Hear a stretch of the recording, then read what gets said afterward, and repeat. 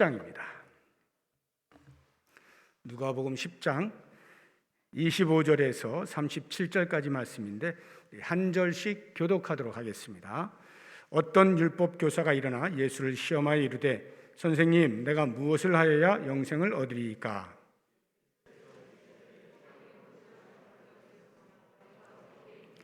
대답하여 이르되 내 마음을 다하며 목숨을 다하며 힘을 다하며 뜻을 다하여 주 너의 하나님을 사랑하고 또한 내 이웃을 내 자신같이 사랑하라 하였나이다.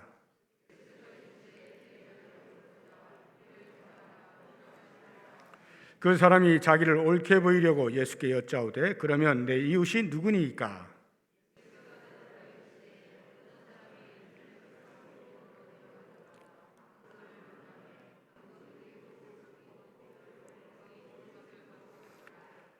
마침 한 제사장이 그 길로 내려가다가 그를 보고 피하여 지나가고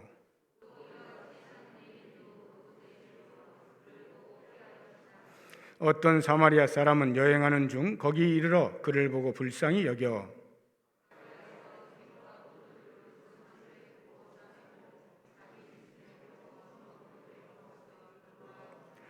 그 이튿날 그가 주막 주인에게 데나리온 둘을 내어주며 이르되 이 사람을 돌보아 주라. 비용이 더 들면 내가 돌아올 때에 갚으리라 하였으니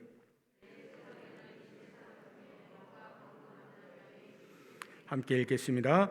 이르되 자비를 베푼 자니이다. 예수께서 이르시되 가서 너도 이와 같이 하라 하시니라. 아멘. 이 시간에는 내 이웃은 누구인가? 라는 말씀의 제목으로 우리 노시정 목사님 말씀 전하실 때 많은 은혜 있으시기 바랍니다.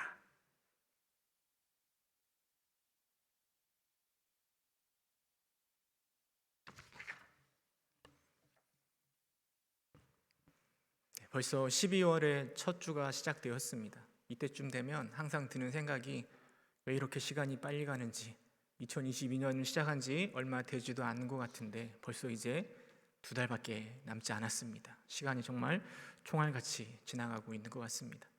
올 한 해 우리 교회 표어가 착한 행실로 세상을 섬기는 교회가 되는 게 우리의 표였습니다.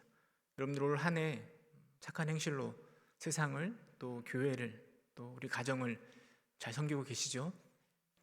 네, 잘 섬기고 계시리라 확신합니다. 특별히 착한 열심, 착한 행실 10가지 그 마음들 모아서요 다양한 방법으로 우리는 우리의 이웃들을 또 세상을 섬기고 있습니다. 그리고 마지막으로 우리가 10번째 열심으로 실물 감사를 통해서 우리 주변에 있는 어려운 분들 또 우리 한남노회 안에 있는 좀 미자립 교회를 섬기고자 하는데요. 여러분들이 많이 동참하여서 마지막 올 한 해 세상을 섬길 수 있는 여러분 될 수 있기를 소망합니다.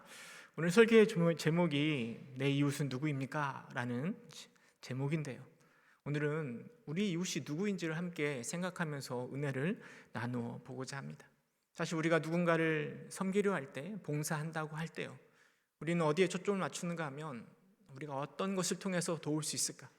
지역을 청소하고 또 맛있는 반찬으로 또 실물 감사로 여러 가지 방법들을 통해서 어떻게 내 이웃들을 섬길 수 있을까를 많이 생각합니다. 이것은 정말 중요한 일이죠. 우리가 어떻게 무엇을 가지고 섬길 수 있는가, 이건 너무나 중요한 일입니다. 하지만 그것만큼이나 중요한 것이 있습니다. 그것은 우리가 섬길 그 이웃은, 이 세상은 무엇을 말하고 누구를 말하고 있는지 하는 것입니다. 여러분들이 섬기고자 하는 세상은 누구이며 어디까지를 생각하고 계십니까? 우리가 너무나 잘 알고 있는 이 선한 사마리아인의 비유를 통해서요 우리가 섬겨야 될 이웃이 누구인지 또 어디까지 섬겨야 할지 그것들을 함께 고민해 보고자 하는 것이죠. 예수님은 3년 공생애 동안요 여러 가지 말씀들을 우리에게 하셨습니다. 특별히 사복음서에 보면 많은 예수님의 가르침들이 있는데요, 예수님의 가르침의 특징은 비유로 하셨다라는 거예요. 여러 가지 방법들을 통해서 가르칠 수 있지만 대략 한 50개 정도의 비유가 사복음서에 기록되어 있습니다. 이 비유는 예수님이 하신 말씀의 3분의 1을 차지하고 있습니다. 예수님은 우리를 가르치실 때 비유를 즐겨 하신 것이죠. 왜 비유를 통하여서 우리에게 가르쳐 주셨는가? 그것은 듣는 사람으로 하여금 보다 더 잘 이해할 수 있도록, 듣는 사람이 잘 알고 있는 것을 비유로 말씀하시는 거예요.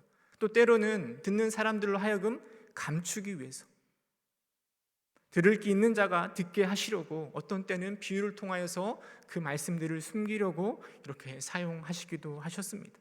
그래서 오늘날 우리가 이 비유를 해석함에 있어서 그렇게 쉽지는 않습니다. 왜냐하면 그 당시의 문화와 또 공간, 또 시간의 차이가 우리와 굉장히 많은 차이가 있기 때문입니다. 뿐만 아니라 우리가 그 말씀을, 비유를 들을 때 우리는 우리의 마음속에 담고 있는 생각을 담아서 그 비유를 해석하고 싶은 생각들이 많기 때문입니다. 그래서 때로는 예수님의 의도와는 다른 방향으로 비유를 해석하기도 합니다. 그 대표적인 게 바로 신천지의 비유풀이 아니겠습니까? 자기 입맛대로 가져다가 붙여놓고 예수님의 비유를 해석하는 겁니다. 그렇게 우리는 예수님의 비유를 해석할 때 조심할 필요가 있는 것이죠. 오늘 우리가 본문에 읽은 비유는 선한 사마리아인의 비유입니다. 하나님을 믿는 사람뿐만 아니라 믿지 않는 세상 사람들도 너무나 잘 알고 있는 내용입니다. 심지어는 우리나라에서 선한 사마리아법을 만들어야 된다라고 그런 이야기가 있을 정도로 이 비유는 보편화된 비유입니다. 그 내용이 그렇죠. 이 여리고로 내려가는 사람이 도중에 강도를 만난 것입니다. 근데 마침 지나가는 사람이 있었는데요, 제사장이 지나가고 레위인이 지나가고 그리고 사마리아인이 지나갑니다.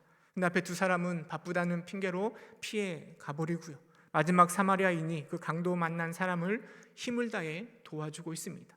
기름과 포도주를 발라서 치료해주고요, 그것을 태워다가 여관에 맡기고 그리고 그 여관 주인에게 잘 부탁하며 돈까지 쥐어주는 모습이 예수님의 비유의 모습입니다.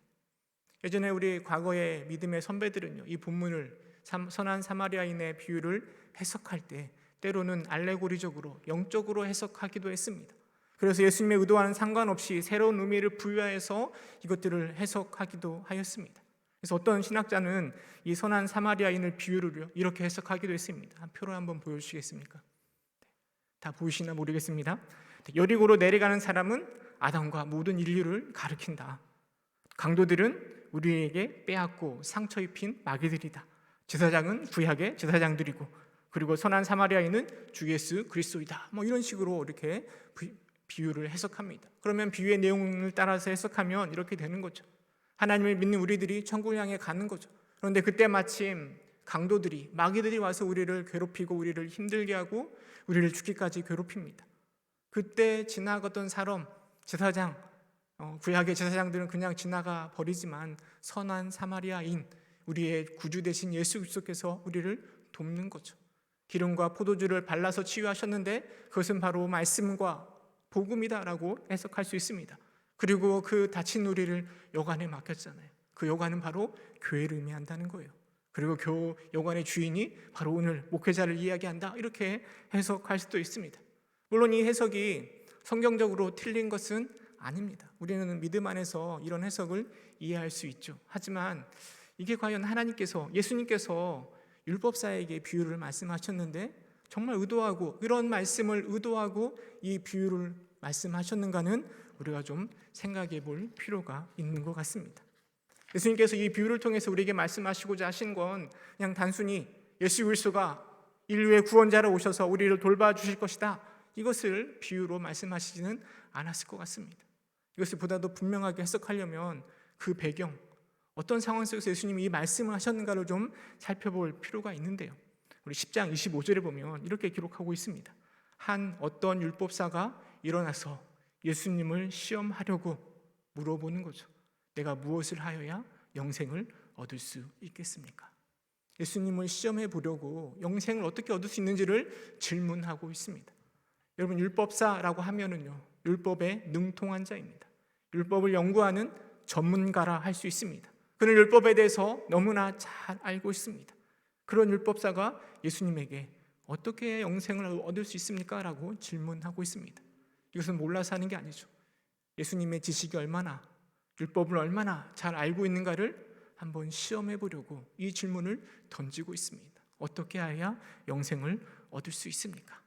혹여나 예수님이 잘못 말씀을 하시거나 모르고 있었다라면 아마도 율법사는 창피를 주고 자신의 권위를 세워보고자 할 요량으로 이런 질문을 한 것 같습니다. 그때 예수님께서는 뜻밖의 질문을 하십니다. 너는 어떻게 읽었느냐? 우리가 아이들을 가르칠 때요, 하민이를 가르치다가 하민이가 이상한 질문을 하면 다시 전 역으로 다시 질문을 하죠. 그러면서 시간을 보려고 하는데요.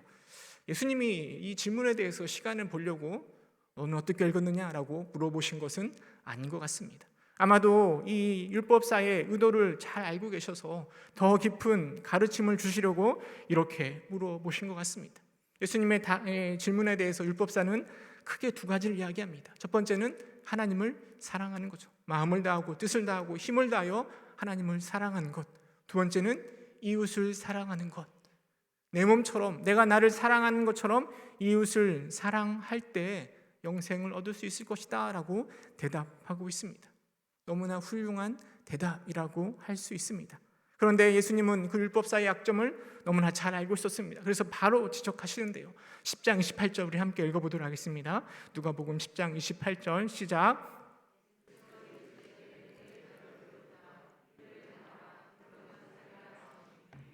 옳도다. 이를 행하라. 그러면 살리라.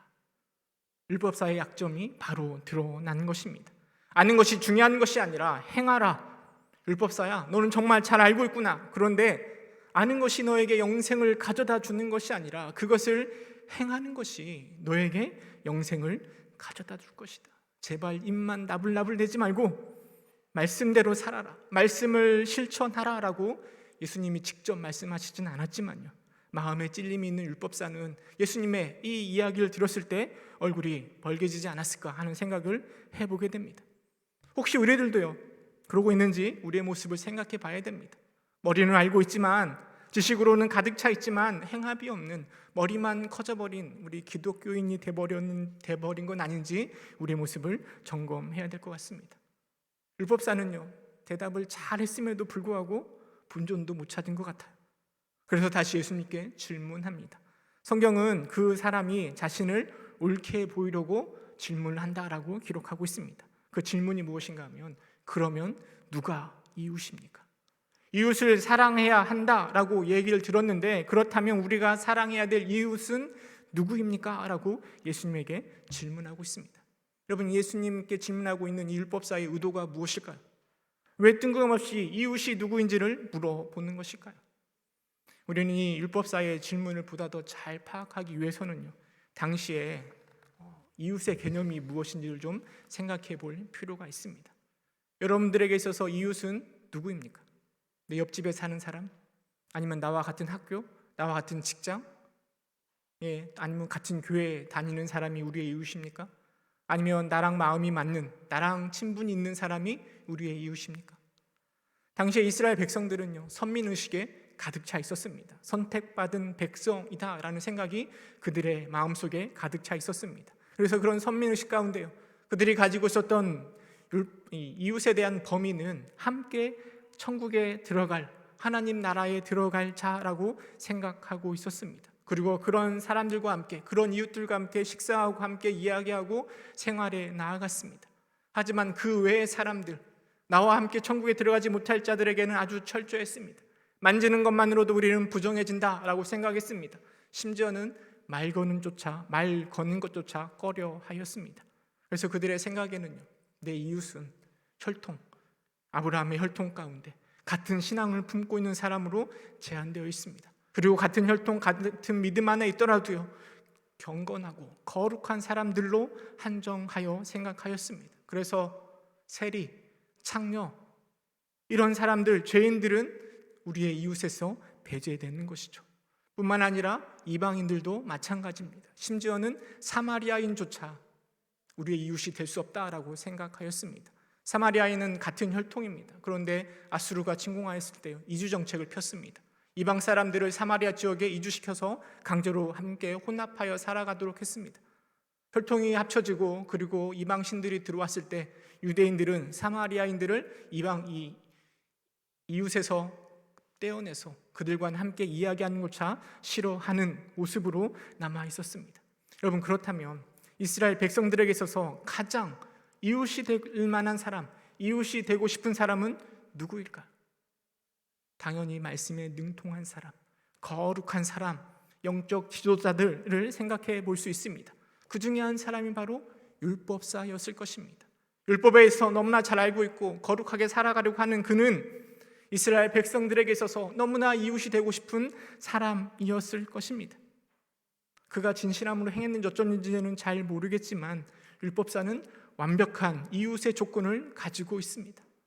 율법사가 이웃이 누구입니까? 라고 질문했을 때 아마 율법사의 마음에는 자신을 옳게 보이려고요. 내가 바로 이웃이 될 만한 사람입니다. 내가 바로 사랑받을 만한 이웃이 될 만한 율법사입니다 라는 것을 말해주고 싶었을 것입니다. 반면에 죄인과 세리들과 함께 식사하고 있는, 교제하고 있는 예수님 당신은 조금 이상한 것 아닙니까?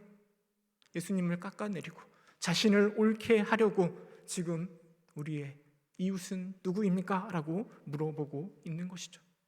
여러분들이 예수님이라면 그런 율법사에게 무엇을 대답하시겠습니까? 예수님께서는 그 율법사에게 선한 사마리아인의 비유를 말씀하고 가르치고 계십니다. 예수님께서는 이 선한 사마리아인의 비유를 통해서 율법사에게 가르칠 뿐만 아니라 오늘 이 시간에 우리에게 귀한 교훈을 주고 있다라고 생각되어집니다. 선한 사마리아인의 비유를 통해서 우리가 찾을 수 있는 교훈 첫 번째는요, 율법사는 자기 중심으로 내 이웃이 누구인지를 생각하고 있다라는 겁니다. 율법사의 질문은요, 나를 빛내줄, 나와 함께 있으면 나와 어울릴 만한, 나의 이웃이 될 만한 사람은 누구인가를 질문하고 있는 것입니다. 철저히 나를 중심으로 내 이웃을 말하고 있는 것입니다. 사실 우리도 마찬가지인 것 같습니다. 나를 중심으로 내 이웃을 찾는 모습. 예전에 지구가 세상의 중심이고 지구를 중심으로 해서 태양이 돌고 뭐가 돈다라는 것을 우리는 지동설이라고 했었습니다. 근데 얼마 있다가 그게 거짓으로 판명이 되고 태양을 중심으로 돈다, 천동설이 나왔습니다. 요즘에 새로운 또 이론이 나왔습니다. 여러분 나동설이라고 들어보셨습니까? 나를 중심으로 세상이 돌아간다. 네, 나를 중심으로. 여러분 태양이 중심이든 지구가 중심이든 그것은 관심이 없습니다. 나에게 좋은가 싫은가, 나에게 유익이 되는가 유익이 되지 않는가, 이것만 보고 판단하는 세상이 우리가 살아가고 있는 이 세상의 모습입니다. 그래서 내 이웃이 될 만한 사람도요, 나를 중심으로 생각하는 거예요. 내 명성과 내 위치에 맞춰서 내게 어울릴 만한 이웃을 생각하고 있는 거죠. 지금 율법사가 그런 마음으로 예수님께 질문하고 있습니다. 내 이웃은 누구입니까? 그러나 예수님은 선한 사마리아인의 비유를 통해서요, 그 이웃을요, 강도 만난 사람 중심으로 찾고 계십니다. 내 이웃이 제사장이고 레위인이면 무엇하겠습니까? 그들이 사회적으로 존중을 받고 있고 그들과 이웃이 되는 것만으로도 내 명생에 도움이 될 수 있을 것입니다. 하지만 나를 모른 채 하며 지나가는 그들이 무슨 의미가 있겠습니까? 비록 사마리아인은 나의 이웃이 될 수 없을 만한, 내 명성에 치명상을 입힐 수 있는 사람이지만 그가 지금 강도 만난 사람을 도와주고 있고 섬겨주고 있는 것 아닙니까? 그렇다면 이 사마리아인이 바로 우리의 이웃이 될 수 있음을 예수님께서 우리에게 말씀하고 계십니다. 우리가 사랑해야 될 우리의 이웃은 나에게 필요한 사람이 아니죠. 나의 도움을 필요로 한 이웃에게 우리가 다가가서 그들의 이웃이 되어야 하는 것입니다. 예수님은 선한 사마리아인의 비유를 통해서요, 나를 중심으로 내 이웃이 될 만한 사람이 누구인가를 찾고 있는 율법사에게 너를 중심으로 찾지 말고 나에게 어려움 가운데 놓여있는, 너의 주변에 어려움 가운데 놓여있는 그 사람을 찾아갈 것을 예수님께서 말씀하고 계시는 거죠. 여러분, 율법사의 질문은 잘못되었던 겁니다. 내 이웃이 누구입니까가 물어볼 게 아니라 내가 누구의 이웃이 되어야 합니까로 바꾸어야 되는 거죠. 여러분, 주변을 잘 살펴보시기 바랍니다. 내 이웃이 될 만한 사람이 누구인가를 찾지 마시고요, 나의 도움을 필요로 하는 사람이 누구인가, 그 사람을 바라보시고 그에게 나아가서 어려움과 곤란에 빠져 있다라면 그 사람을 중심으로 섬길 수 있는 우리가 되길 소망합니다.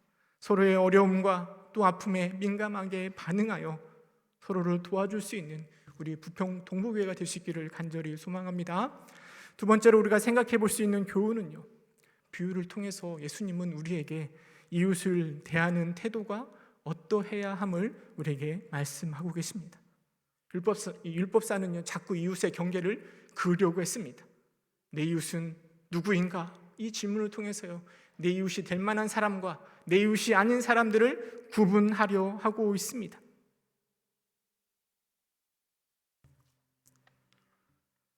율법사는요, 내 이웃이 되는 사람들에게는요, 아낌없이 사랑을 베풀려고 하고 있습니다. 하지만 내 이웃이 되지 않는 자들은 철저하게 배격하려 합니다. 당시의 문화가 그렇습니다. 내 이웃이 될 수 없는 사람들은요, 그들과 식사하지 않습니다. 이야기하지도 않습니다. 만지면 내가 부정해진다라고 그를 피하기 마련입니다. 이게 바로 율법사의 이웃간이고 당시의 이웃간이라 할 수 있습니다. 그런데 그 경계가 오늘 우리에게도 있는 것 아닙니까? 우리가 생각할 때요, 내 이웃이 될 만한 사람은 최소한 이 정도 수준까지는 올라와야 되지 않는가? 이 정도는 해줘야 내 이웃이 될 만한 자격이 있는 것은 아닌가? 나와 어울리는 것은 아닌가라고 스스로 우리 마음속에 경계를 긋고 살아가고 있지는 않습니까? 우리 교회 안에서도요, 이미 내 이웃이 되어버리기에는 아웃되어버린 사람들이 존재하지는 않습니까? 여러분, 이웃을요, 구분하는 것은 정말 어리석은 발상일 것입니다.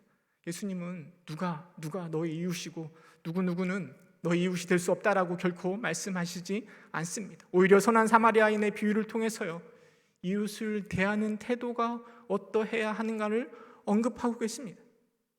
바쁜 일정 가운데 강도 만난 사람 세 사람이 나옵니다. 레위인, 제사장, 그리고 사마리아인.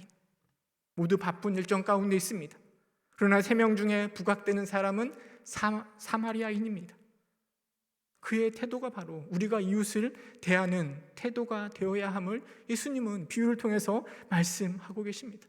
여러분, 사마리아인의 이 이웃을 대하는, 어려움 가운데 처해 있는 이웃을 대하는 태도는요, 너무나 철저합니다. 그 도움은, 그 배려는 아주 철저합니다. 먼저 아픈 그를 기름과 포도주로 발라줍니다. 그 정도만 해도 충분하잖아요. 근데 그를 짐승에 태워서 이 여관에 맡깁니다. 그리고 주인에게 잘 돌봐달라고 이야기하고요, 뿐만 아니라 돈도 주어줍니다. 혹 돈이 부족하면 내가 돌아와서 채워줄 것이다 라고 이야기하고 있습니다. 잘 알지도 못한 사람이지만 이웃을 섬김에 있어서는요, 재정을 사용하며 시간을 사용하며 전혀 아까워하지 않습니다. 하지만 여러분, 레위인과 제사장은 어떠합니까? 어려운 사람을 만났을 때 그들은 모른 척 도망쳐 버립니다. 혹여나 죽었을지도 모를 그 사람을 만졌다가 나마저 부정해지면 어떨까? 혹여나 그를 도와줬다가 내가 또 어려움 당하면 어떨까 하는 그런 마음으로 그를 피한 것은 아닌가 생각되어집니다. 예수님은요, 선한 사마리아인의 비유를 통해서 제사장과 레위인 그리고 사마리아인을 비교하면서 우리가 우리의 이웃을 어떻게 대해야 하는가, 그 태도를 우리에게 알려주고 계시는 거죠. 오늘 우리는요, 수없이 사랑한다라고 고백하며 살아갑니다. 우리의 자녀들에게, 우리의 가족들에게 사랑한다 말은 합니다. 하지만 여러분, 도둑들도 내 이웃은, 내 가족들, 할 만한 사람은 사랑한다라고 이야기하는 거죠. 자식을 미워하는 도둑이 어디 있겠습니까? 하지만 우리 하나님께서 우리에게 요구하시는 것은요, 경계 안에서, 내가 사랑할 만한 사람 안에서, 그 이웃 안에서 사랑하는 것을 원하는 것이 아니라 그 경계 밖을 넘어서서요, 때로는 사랑하기 힘들지만 그럼에도 불구하고 저 사마리아인처럼 나아가서 바른 태도로, 사마리아인의 태도로 최선을 다하여 그 도움 주기를, 사랑 표현하기를 우리에게 가르쳐주고 계시는 것입니다. 이게 바로 이웃을 사랑하라라는 주님의 음성에 대한 실천일 것입니다. 내 주변을 바라보시기 바랍니다. 누가 있습니까? 내가 만들어 놓은 성 안에 내가 사랑할 만한 사람만, 이웃들만 주님 안에서 사랑하겠다라고 고백하고 있지는 않습니까? 예수님이 말씀하신 이웃은 내가 정한 이웃만을 말하지 않습니다. 끼리끼리의 이웃을 사랑하는 것은요, 세상 사람들도 다 하고 있다니까요. 우리는 말할 수 없는 그리스도의 사랑을 받은 자들 아닙니까? 예수님의 사랑을 맛보았다라면 내가 사랑할 만한 사람 물론 사랑해야 되죠. 하지만 그 경계를 넘어서 저 멀리 있는 사람, 나와는 상관이 없을 수도 있는 그 사람들까지도 이웃을 사랑하며 최선을 다할 수 있는 우리가 되기를 소망합니다. 이웃의 경계를 명확히 하고 창녀와 세리와 함께 식사하는 예수 그리스도를 공격하는 그 율법사의 모습이 오늘 우리의 모습이 되어서는 안 될 것입니다. 이웃을 사랑함에 있어서 사마리아인처럼 물질을 사용할 필요도 있습니다. 하지만 이웃 사랑에게 있어서 물질이 전부인 것은 아닙니다. 따뜻한 여러분들의 말 한마디, 곁에 있어주는 것, 함께 고통을 나누어주는 것, 이야기를 들어주는 것이 바로 이웃 사랑의 시작일 것입니다. 이웃 사랑을 향한 분명한 태도를요, 우리 선한 사마리아인을 통해서 배울 수 있는 저와 여러분 될 수 있기를 소망합니다.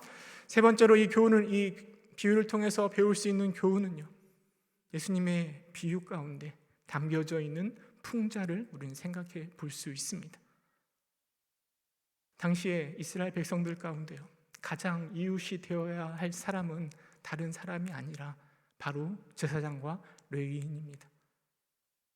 제사장과 레위인은요, 당시의 영적인 지도자로 누구에게나 다가가서 이웃이 되어야 되는 것이죠. 반면에 사마리아인은 결코 이웃이 될 수 없는 사람입니다. 그런데 그 사마리아인이 이웃의 모습으로 어려움 당한 자를 섬기고 있습니다. 예수님이 이 비유를 통해서 당시의 종교 지도자들, 당연히 누군가에게나 다 이웃이 되어야 하지만 그렇게 살아가지 못하는 그들의 모습을 풍자하고 있는 것입니다. 율법주의에 빠져서 자신의 권위와 자신의 이익만을 살아가고 있는 종교 지도자들, 율법사들, 바리새인들, 이들을 예수님이 지금 풍자로 말씀하고 계십니다. 심지어는 사마리아인조차 이웃이 되어서 섬기고 있는데 너희들은 무엇을 하고 있는가를 끄집어내고 있는 것이죠. 여러분, 그 풍자가요, 당시의 제사장뿐만 아니라 오늘 우리 믿는 자들을 향한 예수님의 지적일 수도 있다라는 생각을 우리는 반드시 해야 될 것입니다. 예수님을 믿고 있고 그리스도인이라고 세상 사람들에게 말은 하고 있지만 전혀 그리스도인답지 못하게 살아가고 있는 우리의 모습, 경건의 모양은 있지만 경건의 능력은 하나도 없는 우리의 연약한 모습, 우리의 모습을 돌이켜 보아야 될 것입니다. 기독교라는 이름이요, 그리스도인이라는 이름이 부끄러워져서는 안 될 것입니다. 우리의 이름답게 살아가야 됩니다. 물론 이름답게 살아가는 것이 때로는 손해도 되고요, 피곤도 하기도 하고 귀찮아질 수도 있습니다. 하지만 우리가 그것을 멈출 수는 없습니다. 대충 할 수는 없습니다. 우리는 그리스도의 은혜를 아는 자들이죠. 예수님이 우리를 얼마나 사랑하시는지 너무나 잘 알고 있는 자들 아닙니까? 그렇다면 그 사랑 안에서 그 이름답게 그리스도를 섬기는 자의 모습으로 살아내어야 되는 것입니다. 이웃을 대할 때 더 제사장 또 레위인의 모습이 아니라 레위인의 모습이 내 안에 나타나지 않도록 오늘도 내 모습을 살펴보고 점검해야 될 것입니다. 그래서 땅에 떨어져 버린 우리 그리스도인이라는 이 명예를 다시 회복할 수 있기를 간절히 소망합니다. 비유의 마지막에 예수님께서 율법사에게 물어보십니다. 내 생각에 이 세 사람 중에 누가 강도 만난 자의 이웃이 되겠는가? 그러자 율법사가 이야기합니다. 말도 안 되는 이야기지만 자비를 베푼 자입니다 라고 이야기합니다. 도저히 우리의 이웃이 될 수 없을 저 사마리아인이 우리가 당연히 이웃이 되어야 될 것이라고 생각했던 제사장보다 레위인보다 율법사보다 더 귀한 이웃이 되어 버린 것입니다. 그리고 예수님은 율법사에게 이렇게 말씀하십니다. 우리 37절 말씀 함께 읽어보도록 하겠습니다. 시작.